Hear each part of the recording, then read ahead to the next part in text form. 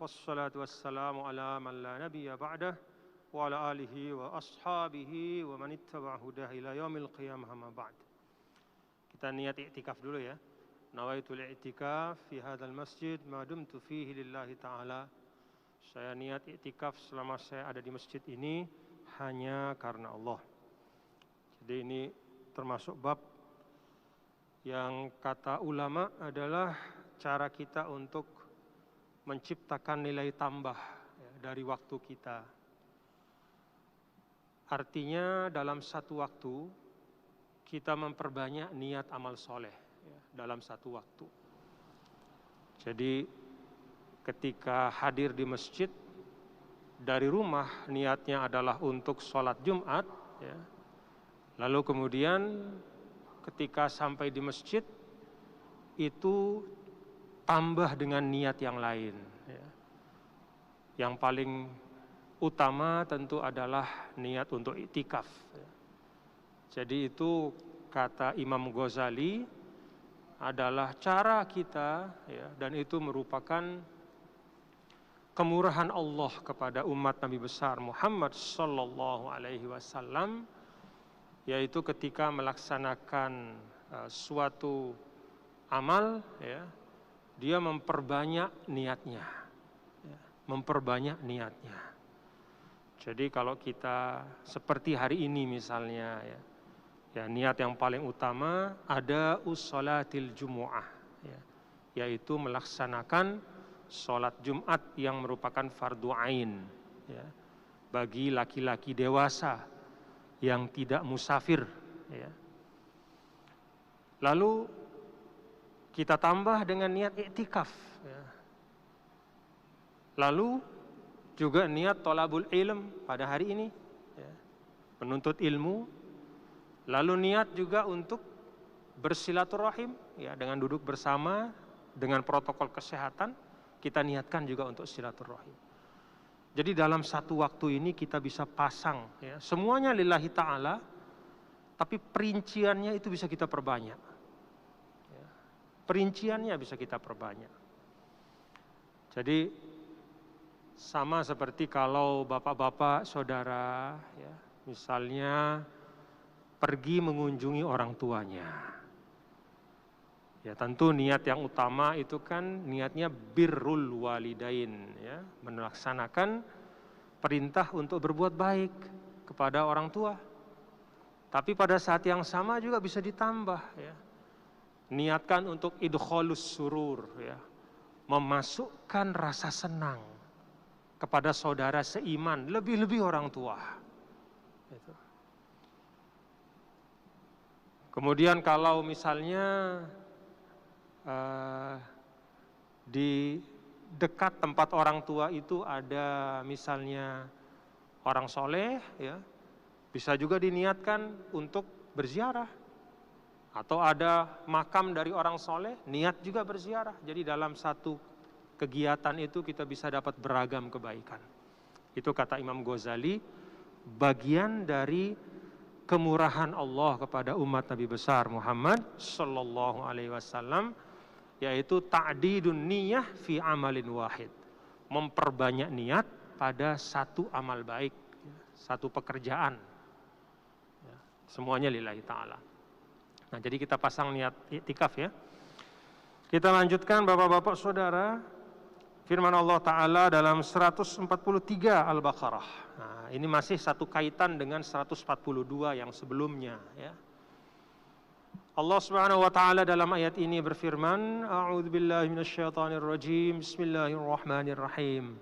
Wa kadzalika, dan demikian pula ya, ja'alnakum ummatan wasata, kami telah jadikan kalian wahai umat Islam umat pertengahan ya.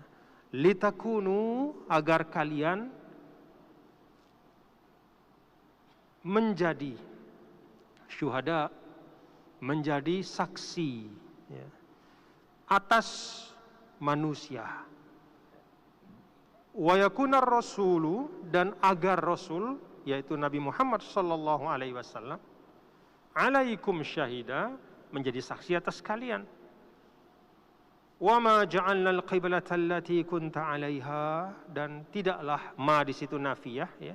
Wa ma, dan tidaklah, ja'alna, kami jadikan, al-qiblah yaitu kiblat, allati kunta 'alaiha, yang sebelumnya ya kalian menghadapnya, yaitu Baitul Maqdis, illa lina'lama man yattabi'ur rasula, kecuali ya, atau melainkan, lina'lama, agar kami mengetahui, may yattabi'ur rasul, siapa yang mengikuti nabi rasul, mimman yanqalibu, dari siapa yang berpaling ya, berbalik ke belakang.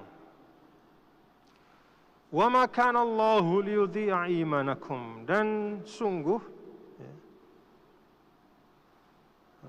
wa in kanat lakabiratan, wa in kanat, walaupun ya, walaupun sungguh berat ya, yaitu peralihan kiblat itu berat, urusan yang tidak ringan, illa 'alal ladzina hadallah ya, kecuali bagi orang yang hadallah, yang Allah telah berikan petunjuk kepadanya, maka itu jadi ringan. Wa ma kana Allahu liyudhi'a imanakum, dan Allah tidaklah sekali-kali akan menyia-nyiakan, yudhi'a, menyia-nyiakan, imanakum, iman kalian. Innallaha bin-nasi laraufur rahim, sesungguhnya Allah Maha Pengasih, Maha Penyayang, binnas, kepada manusia. Bapak-bapak dan saudara, ini ayat yang penting ya, karena menceritakan ya, menyampaikan tentang karakter umat Islam itu seperti apa. Wa kadzalika, dan demikian pula ya, dan demikian pula ya, ayat sebelumnya perpindahan kiblat untuk menunjukkan kecintaan Allah kepada umat Nabi Muhammad. Maka demikian pula kecintaan Allah itu ditampakkan. Nah, jadi wa kadzalika itu artinya persamaan dengan sebelumnya ya. Ayat sebelumnya menunjukkan betapa Allah cintanya kepada umat Nabi Muhammad ini, sampai kemudian kiblatnya itu dikembalikan kepada kiblatnya Nabi Ibrahim sebagai bentuk kecintaan Allah. Demikian pula kecintaan Allah itu ya, kepada umat Nabi Muhammad adalah dengan menjadikan mereka sebagai ummatan wasata, sebagai umat pertengahan. Nah, ummatan wasata, umat pertengahan.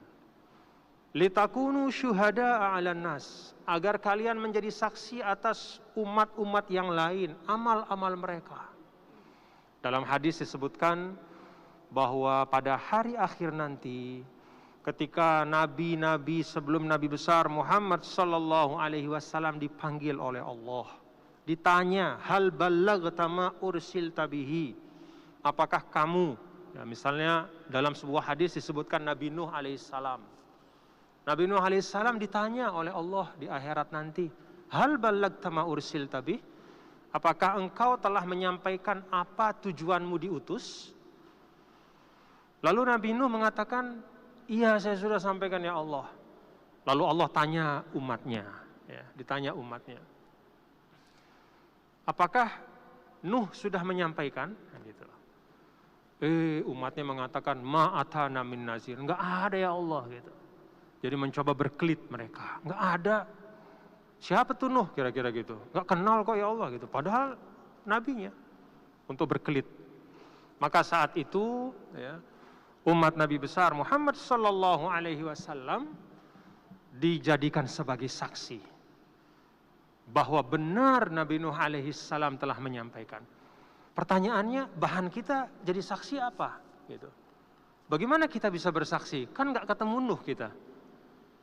Nah, bahan kita bersaksi adalah apa yang Allah sampaikan dalam Al-Quran. Kan di dalam Al-Quran ini banyak sekali disampaikan. Bagaimana Nabi Nuh alaihissalam itu berdakwah ya. Sampai bahkan alfa sanatin illa khamsina ama, 950 tahun itu berdakwah terus.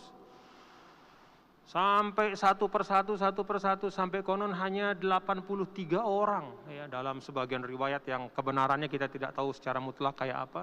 Hanya berapa puluh orang yang mau naik ke perahu, sisanya itu nggak mau. Jadi upayanya luar biasa. Allah menceritakan itu melalui Al-Quran kepada kita. Dengan kata lain, bekal kita kelak bersaksi ya, kepada atas kebenaran bahwa para nabi telah menyampaikan kepada kaumnya apa yang Allah perintahkan adalah kitab suci Al-Quran.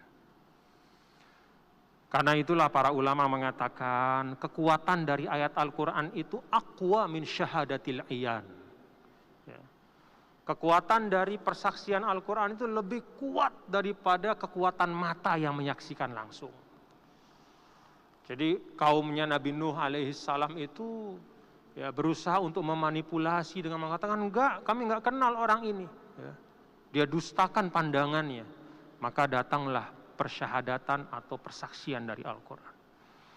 Karena itu bapak-bapak dan saudara-saudara sekalian, banyak sekali di dalam Al-Quran, ya, banyak sekali di dalam Al-Quran keterangan bahwa asas iman atau sifat iman yang paling utama itu yu'minuna bil ghaib. Ya. Nabi Nuh itu bagi kita hadir atau ghaib? Ghaib. Ada yang pernah ketemu Nabi Nuh? Enggak ada. Bahkan kalaupun dalam mimpi ada yang mengatakan, Ustadz misalnya gitu ya, Ustadz Ilham, saya Nabi Nuh gitu, belum tentu benar. Karena yang benar hanya benar adalah kalau mimpi Nabi Muhammad SAW. Tapi kalau yang lain-lain itu bisa ada manipulasi. Jadi itu gaib bagi kita. Ya. Tapi ya, beriman kepada yang gaib, yaitu apa yang Al-Quran beritahukan, itu sesungguhnya kekuatannya, kekuatan informasi, kualitas informasi ya, yang disajikan oleh Al-Quran, itu tidak ada yang mengatasi kesohihannya. Jadi apa yang disampaikan oleh Al-Quran itu hak, itu benar.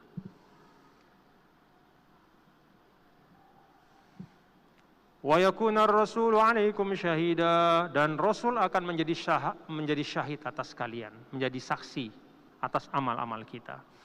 Makanya bapak-bapak, ibu, saudara-saudara sekalian, ya, kita sebagai umat Nabi besar Muhammad sallallahu alaihi wasallam ini, ya jangan merasa bahwa kita ini cukup ya, hanya dengan mengatakan saya adalah umat Nabi Muhammad. Lalu setelah itu merasa lepas dari tanggung jawab untuk menunaikan apa-apa yang menjadi tuntunan Nabi Muhammad sallallahu alaihi wasallam. Karena nanti apa yang kita amalkan itu akan disajikan ke hadapan Rasul dan untuk menjadi pertanggungjawaban kita. Maka kalau kita ingin mendapatkan kemuliaan dan syafaat dari Nabi besar Muhammad sallallahu alaihi wasallam, ingin kita dibangkitkan tahta liwa'i hamdi, ya, tahta liwa'il hamdi, ada panji yang namanya liwa'ul hamdi. Panji yang menunjukkan pujian kepada Allah itu umat Nabi Muhammad SAW. Kalau mau dibangkitkan di bawah panji itu, maka mari kita berupaya untuk menyelaraskan. Saya, Anda, kita semua, kita selaraskan ya, kelakuan kita dengan pesan-pesan Nabi. Karena Nabi akan ngelihat, nanti Nabi akan bersaksi. Gimana caranya Nabi bersaksi? Misalnya kalau kita mikir nih ya, bapak-bapak saudara, kan umat Islam itu akan banyak sekali jumlahnya ya. Yang sekarang saja udah lebih 1 miliar umat Islam di dunia. Kalau dihitung-hitung dari 1400 tahun yang lalu, wallahu alam udah berapa, mungkin lebih dari 2 miliar mungkin jumlahnya. Banyak sekali. Lalu gimana persaksiannya nanti Rasulullah SAW? Persaksian adalah dengan cara yang Allah akan tetapkan. Tapi jangan merasa itu nggak mungkin. Ya. Kita sekarang saja dalam sistem yang dibuat oleh manusia itu namanya superkomputer yang dibuat oleh orang Tiongkok, orang Amerika, itu dia bisa mengerjakan lebih dari 1 triliun operasi matematika dalam 1 detik. Itu buatan manusia. 1 triliun itu berapa? 1 juta kali 1 juta. Hitungan 1 detik. Itu superkomputer. Apalagi kehendak Allah yang jauh mengatasi itu. Jadi persaksian itu nanti Allah yang tahu bagaimana bentuknya, tapi pasti akan tepat, presisi, dan tidak akan meleset. Kalau superkomputer saja dia bisa menghitung dengan sangat tepat, kalkulator juga bisa sangat tepat, apalagi Allah yang ilmunya tidak terbatas. Karena itu pesan dari ayat ini, wa yakunar rasulu alaikum syahida, mari kita selaraskan, ya. Jadi kalau Nabi kita yang mulia, Nabi besar Muhammad SAW mengajarkan kita untuk membangun masyarakat yang baik, saling menghormati, yuk kita lakukan itu. Nabi meminta kita untuk jangan saling memfitnah, memprovokasi, kita jauhkan, ya, supaya yakunar rasulu alaikum syahida itu dapat berjalan dengan baik untuk diri kita. Wa ma ja'alna al-qiblata allati kunta 'alaiha, dan tidaklah kami jadikan kiblat yang telah kamu menghadap kepadanya selama 16 bulan, yaitu Baitul Maqdis, illa lina'lama may yattabi'ur rasul mimma yanqalibu ala aqibai, kecuali untuk melihat mana yang mengikuti dengan ikhlas. Jadi begitu 16 bulan itu diminta pindah ke Ka'bah, ya, ada yang hatinya berat, ya. Kenapa berat hatinya? Ya.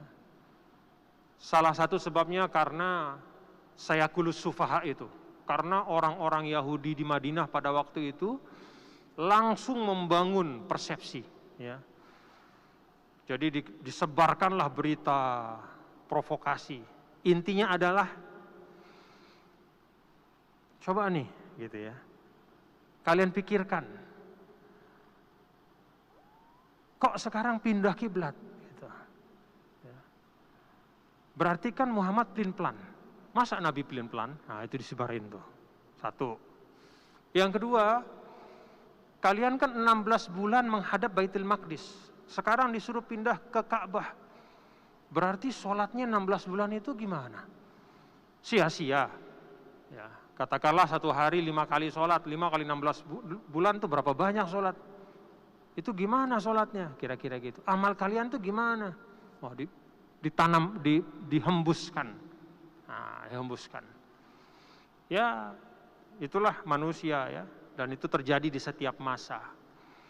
Maka ada juga yang memang karena keterbatasan penalarannya, ya. Kan sahabat itu juga yang bersama Nabi bertingkat-tingkat. Ada yang memang punya pandangan yang jauh, ada yang memang mengikutnya kepada Rasulullah SAW itu betul-betul lahir batin. Nah, di sini kata Allah, perubahan kiblat ini adalah untuk batu uji, ya. Dan memang itulah karakteristik dari tuntunan agama, itu batu uji. Demikian juga takdir, ketetapan Allah apapun di dunia ini batu uji juga. Termasuk sekarang pandemi ini batu uji buat kita, ya. Jadi batu ujinya itu bukan pada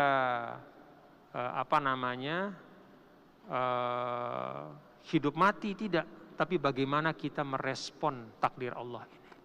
Kan ini namanya hidup mati Allah yang tentukan, tapi respon Anda, ikhtiar Anda, hati Anda bagaimana ketika takdir Allah itu datang. Wa in kanat lakabiratan illa 'alal ladzina hadallah. Nah, ini urusan berat, ya. Banyak yang merasa menyayangkan lah kira-kira. Aduh, ngapain kok kita pindah ke Ka'bah lagi? Ini orang Yahudi jadi ribut lagi gitu kira-kira. Kenapa sih kita mesti pindah lagi nih? Sudah enak kita rasanya menghadap ke Baitul Maqdis, ya. Dan 1001 pertanyaan. Illa 'alal ladzina hadallah. Itu terasa berat kecuali bagi mereka yang hidayah Allah itu telah kokoh kuat dalam hatinya. Nah, ini juga suatu pengingat bagi kita, bapak-bapak saudara sekalian, ya, bahwa kalau bisa dalam setiap saat, ya, salah satu dari doa yang jangan hilang dari doa harian kita adalah Allahumma ya muqallibal qulub, tsabbit qalbi ala dinik. Minta supaya yang ada itu dikokohkan. Ya. Ini adalah sebagai tambahan dari 17 kali kita membaca suratul Fatihah, yang inti dari suratul Fatihah itu salah satunya adalah ihdinas siratal mustaqim. Jadi ihdinas siratal mustaqim itu sama dengan hadis yang tadi, Allahumma ya muqallibal qulub tsabbit qalbi. Ya Allah yang maha membolak-balik hati, kokohkan hatiku pada kebaikan, pada kebenaran. Itu sama dengan ihdinas siratal mustaqim. Tunjukinlah kami jalan yang lurus. Ya. Kenapa kok tunjuki? Bukankah kita sudah beriman? Nah, bagi yang sudah beriman, maka arti tunjukilah itu adalah kokohkan dan tetapkan kami di atas jalan yang lurus. Jadi ini salah satu sebab kata ulama, kenapa suratul Fatihah itulah yang diwajibkan di dalam sholat. Ya. Nggak ada gantinya Fatihah itu dalam sholat. Ya. Nggak ada gantinya. Menurut jumhur ulama, ya, nggak ada gantinya. Artinya itu rukun. Kalau bacaan-bacaan yang lain itu kan sunnah. Misalnya Anda ruku, terus nggak baca subhana rabbiyal azimi, ya sah juga rukunya. Cuman ada sunnah yang hilang. Ya. Atau sujud subhana rabbiyal a'la nggak dibaca, diem aja gitu misalnya, diem aja. Sampai mengingat Allah misalnya, ya sah juga rukunya. Sah juga sholatnya. Cuman pahala membaca sunnah, doa sunnahnya itu nggak dapat. Tapi Fatihah itu rukun. Kenapa? Karena kata ulama, salah satu sebabnya adalah di dalam Fatihah itu ada doa yang sangat penting untuk kita, agar dikokohkan iman, ya, supaya dikokohkan.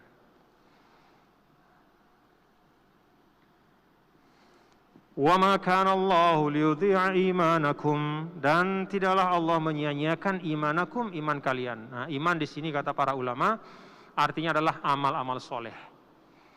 Ya, jadi ketika ayat pindah kiblat itu turun, ada yang bertanya kepada Rasul sallallahu alaihi wasallam, "Ya Rasulullah, saya punya orang tua baru saja meninggal kemarin. Selama 16 bulan di Madinah ini orang tua saya itu sholatnya menghadap ke Baitul Maqdis. Nah, hari ini kita kan pindah ke hadap Ka'bah nih. Ya Allah, gimana? Sholatnya bapak saya itu yang almarhum itu gimana?" Kira-kira gitu. Ya. Lalu datanglah firman Allah ini, "Wa ma kana Allah liyudhi'a imanakum." Kebaikan yang sudah lalu berlalu sesuai dengan aturan yang sebelumnya itu tidak akan tersia-siakan. Ya. Nah, disinilah juga prinsip ya di dalam hukum Islam dan juga di dalam hukum secara umum, ya, bahwa peraturan itu tidak berlaku surut. Ya. Kalau hari ini misalnya ketentuannya A, tapi kemarin ketentuannya B, maka tidak bisa kita menggunakan peraturan yang ada sekarang untuk menilai perbuatan yang dilakukan pada masa sebelum datangnya aturan yang baru. Itu prinsip hukum tidak berlaku surut, itu salah satunya adalah prinsip utama, ya, di dalam hukum Islam dan di dalam hukum secara umum. Innallaha bin-nasi laraufur rahim. Sungguhnya Allah Maha Pengasih, Maha Penyayang kepada manusia. Bapak-bapak dan saudara, sudah waktu, ya. Satu hal ini yang ingin saya sampaikan, ya. Ini tentang ummatan wasato.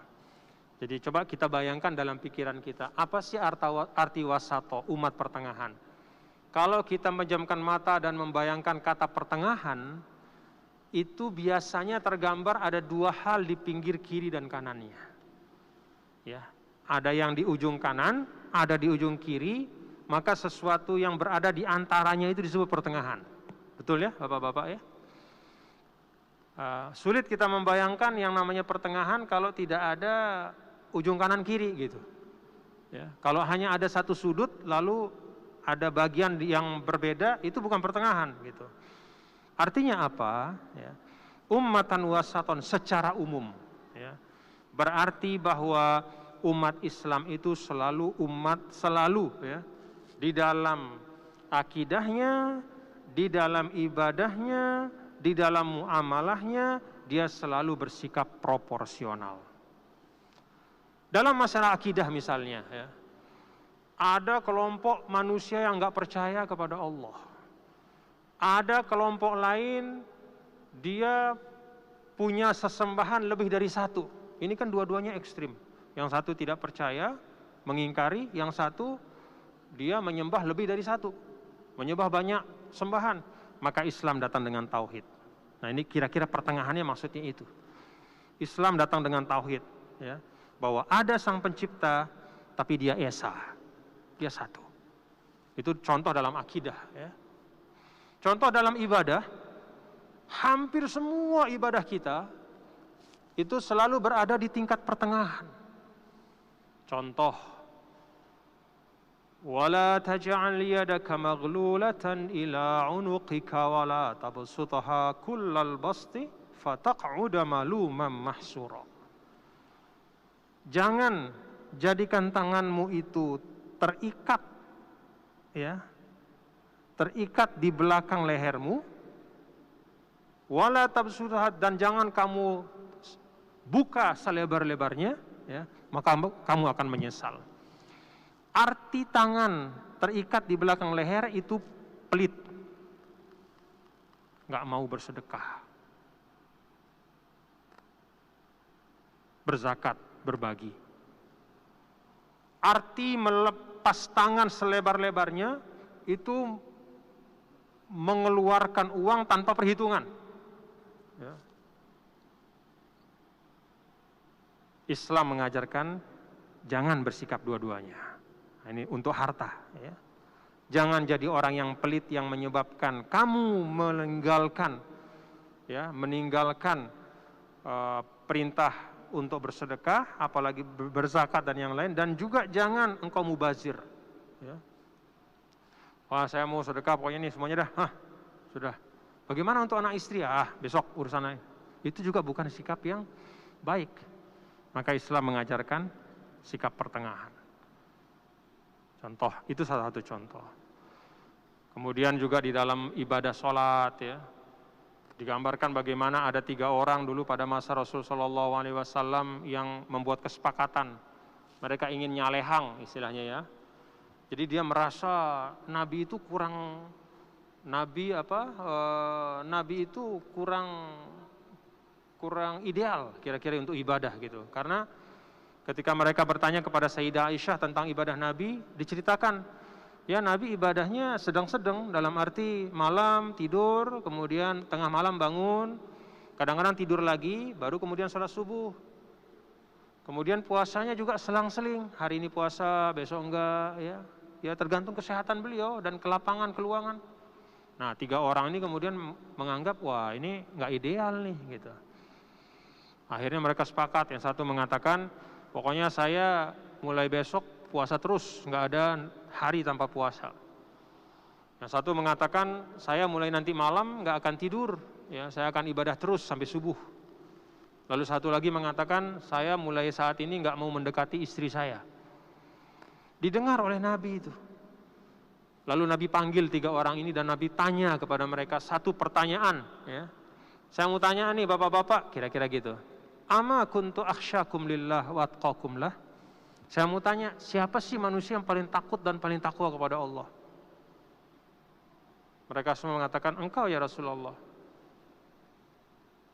Lalu Nabi mengatakan, ketahuilah, ya, saya itu seperti yang istri saya ceritakan kepada kalian.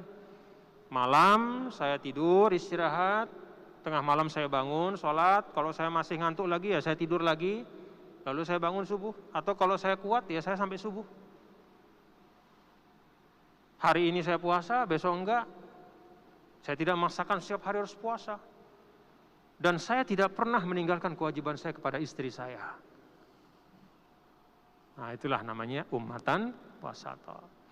Jadi jangan menganggap diri lebih alim dari Nabi. Jangan menganggap diri lebih saleh dari Nabi. Jangan menganggap diri lebih rajin dari Nabi, ya. Ya, termasuk saat pandemi ini, ya. Coba Nabi SAW mengatakan, innallaha yuhibbu an tu'ta rukhasuhu kama yuhibbu an tu'ta azaimuhu.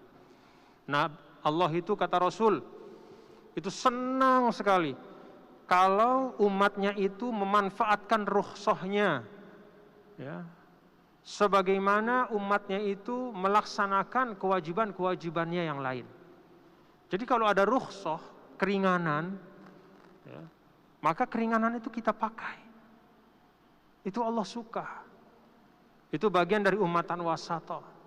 Nah, termasuk faktor dari rukhsah itu kedaruratan. Ya. Misalnya yang semula kita diminta untuk bagian dari adab sholat itu nempel, nah, bukan rukun ya. Jadi kalaupun tidak ada corona misalnya sholatnya berjauhan, tetap sah sholatnya. Ya. Tapi dia kehilangan suatu keutamaan. Nah, dalam keadaan biasa kita diminta untuk hazu bainal manakib wal aqdam, ya, bahu, kaki, gitu kan, terutama bahu, ya.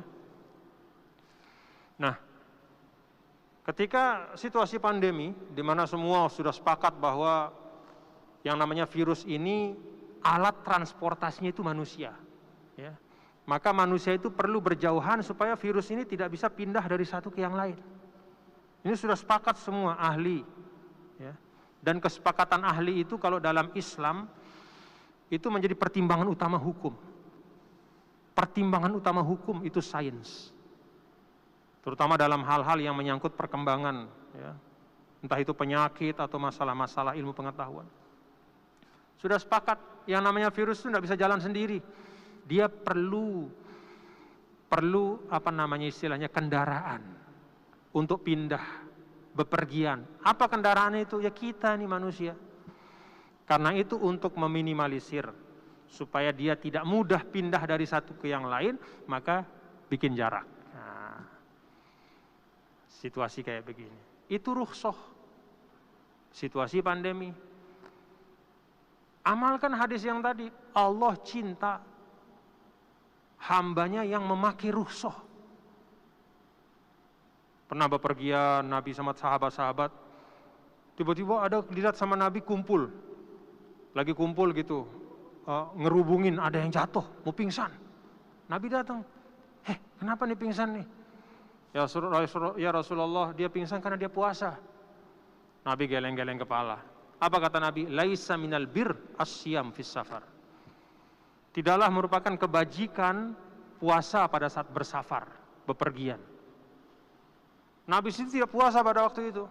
Nabi tidak puasa, tapi ada di antara rombongan yang merasa diri lebih saleh dari Nabi.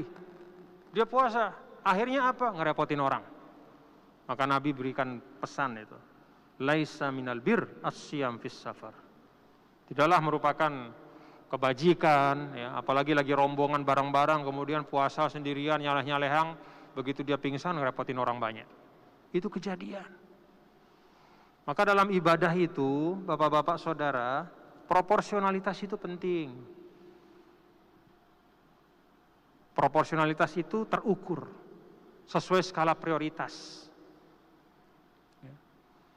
Jangan ngejar sunnah mati-matian, terus yang wajib dia tinggalkan. Nah itu berarti skala prioritasnya terbalik, bukan umatan wasato, ya. Bukan umatan wasato. Ya misalnya seperti pakai masker ini kan ya. Katakanlah di antara hal, ya, ada di dalam hadis Rasul Shallallahu Alaihi Wasallam, ya, bahwa Nabi melarang, ya, untuk sholat dengan menutup muka. Menutup muka. Nah, kalaupun menutup muka itu adalah dikiaskan dengan masker, sekarang dikiaskan dengan menutup muka, tapi ulama mengatakan itu tidak berlaku, ya, kalau ada hal-hal yang mengharuskan, ya, untuk menutup muka atau mendorong untuk menutup muka. Di antaranya adalah keselamatan, termasuk wabah ini. Jadi jangan mengejar sunnah. Kalau misalnya dalam keadaan normal ada orang sholat tutup mukanya, sholatnya sah apa enggak? Tetap sah, ya, tetap sah. Tutup muka nih, tidak ada ulama mengatakan wah sholatnya batal, enggak, tutup muka ya tetap sah, walaupun dia kehilangan ya, dia melakukan sesuatu yang tidak baik, ya. Tapi itu tidak termasuk hal yang membatalkan sholat. Ini dalam keadaan normal. Apalagi dalam keadaan wabah seperti ini. Kenapa kita tutup muka? Karena memang jalan virus masuk ke badan kita itu adalah lubang-lubang yang ada di badan kita. Mata, hidung, mulut. Itu yang paling banyak. Maka kita tutup muka. Untuk apa? Kalau kita misalnya membawa virus, kita tidak kirim ke orang. Kalau ada orang yang sakit dan bicara, dia tidak kena kita. Itu saling melindungi dan itu wajib. Melindungi saudara kita itu wajib hukumnya. Kayak saya ketawa ngelihat ada yang viral-viral kan, naik motor di stop dia nggak pakai masker. Kenapa nggak pakai masker? Marah dia. Saya yakin nggak apa-apa katanya. Kalau Anda yakin dan Anda tidak keluar rumah, tidak masalah, Pak. Silahkan Anda punya 1001 keyakinan tapi diam di rumah, nggak usah keluar. Tapi begitu Anda keluar, Anda terikat dengan adab-adab. Satu adab kita ketika kita keluar dari rumah berjumpa dengan orang adalah la doror wala diror. Jangan jadi orang yang bisa menularkan sesuatu yang tidak baik. Anda punya keyakinan terserah apa saja, mau menganggap COVID ini tidak ada, Anda tidak akan kena segala macam. Bahkan Anda meninggal sendiri di rumah juga, ya itu urusan Anda. Tapi begitu Anda keluar dari rumah, menggunakan jalur publik, entah itu namanya jalan, entah itu misalnya ke pasar, ke masjid juga, ini ruang publik juga. Amalkan, ya. Anda terikat dengan kaidah Islam, la doror wala diror. Bukan semaunya, tidak. Kalau Anda mau semaunya, pulangnya di rumah aja sana. Terserah mau ngapain di rumah, di dalam kamar, terserah. Tapi begitu Anda keluar di ruang publik, tanggung jawab, la doror wala diror. Apa kata Rasul? La yu'minu ahadukum hatta yuhibba li akhihi ma yuhibbu li nafsihi.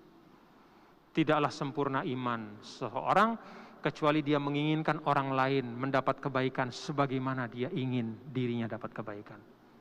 Anda ingin dapat penyakit? Kan tidak. Tapi kok Anda tidak jaga saudara Anda? Anda ingin sehat? Ingin.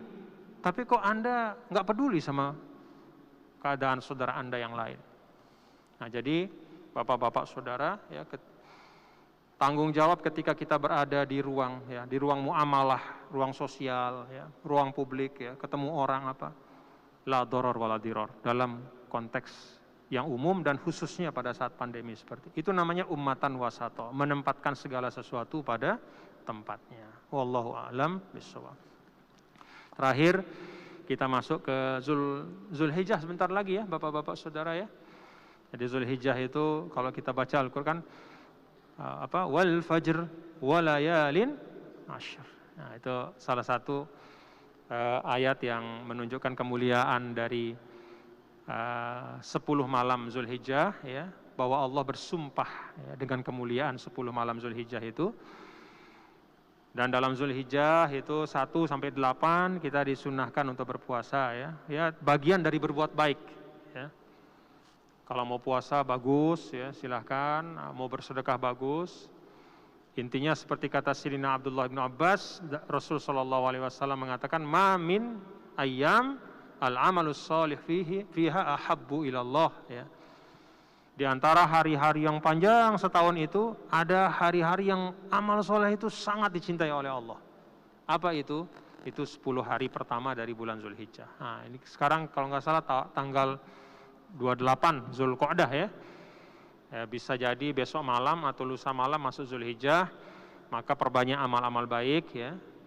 Kalau mau puasa silakan puasa, ya, dalam 10 hari itu bagus, ya. Kecuali pada hari ke-10 itu nggak boleh puasa karena itu Idul Adha hari 10, ya. Nah, hari 9 itu bagi yang tidak berhaji itu sunnah puasa. Nah, kebetulan sekarang ini semua orang tidak berhaji, jadi kalau bisa puasa hari Arafah itu bagus sekali, ya.